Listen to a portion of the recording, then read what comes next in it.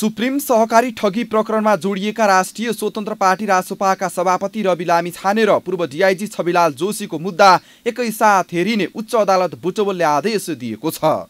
बिहीबार उच्च अदालत बुटवल तुलसीपुरको 1 नम्बर इजलासमा न्यायाधीश राजेश्वर तिवारी र सागर विष्टले लामिछाने र जोशीको मुद्दा सँगसँगै राख्न आदेश दिएका हुन्। जिल्ला अदालतको आदेश अनुसार थुनामा नराखी मुद्दा लड्नुपर्ने छविको माग, रविलाई धरौटीमा नछाडी थुनामा राख्नुपर्ने उच्च सरकारी वकिलको माग, रविको धरौटी बिना साधारण तारिखमा बस्न पाउने निवेदन सहित 3वटा मुद्दा जोडिएर एउटै पेशीमा जानेछ। यसअघि सरकारी वकिलले लामिछानेको मुद्दा पनि जोशीसँगै राखेर सुनवाई गर्न माग गरेपछि इजलासले लामिछानेको कैफियत प्रतिवेदन माग गरेको थियो। सुप्रिम सहकारी ठगी प्रकरणमा गत माघ 13 गते रूपन्देही जिल्ला अदालतका न्यायाधीश प्रहलाद कुमार योगीको इजलासले तत्कालीन प्रबन्ध निर्देशक लामिछानेलाई 1 करोड धरौटीमा रिहा गर्न आदेश दिएको थियो। सोही मुद्दामा जिल्ला अदालत रूपन्देहीका न्यायाधीश वशिष्ठ कुमार घिमिरेको इजलासले गोर्खा मिडियाका सञ्चालक समेत रहेका पूर्व डिआइजी जोशीलाई पूर्वपक्षका लागि थुनामा पठाउने आदेश गरेको थियो।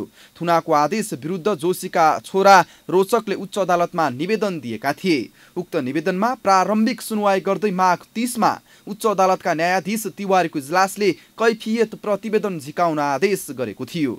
सरकारी वकिलले फागुन 1 मा लामिछानेलाई 1 करोड धरौटीमा सहित तारिखमा रिहा गर्ने जिल्ला अदालतको आदेश विरुद्ध पनि निवेदन दिएको थियो। तर उच्च सरकारी वकिलको कार्यालयले भने रविलाई थुनामा राख्नुपर्ने माग गर्दै निवेदन दिएको छ।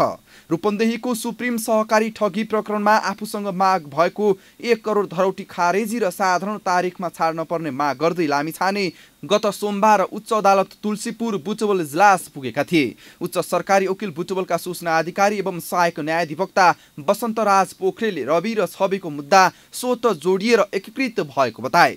बिहीबारको इजलासले जोशी र सरकारी वकिल दुवैतर्फको उपस्थितिमा यस्तो आदेश दिएको हो। रविले रूपन्देही जिल्ला अदालतले बुटवलको सुप्रिम सहकारी ठगी मुद्दामा पहिलो पटक सोमबार तारिख बुझेका छन्। उनलाई अर्को तारिख आगामी वैशाख 23 गतेलाई दिएको अदालतका सुरेतेदार यज्ञमूर्ति गेवालीले बताए। यता पूर्व डिआइजी छविलाल जोशी भने रूपन्देही अदालतमा थुनामा छन्।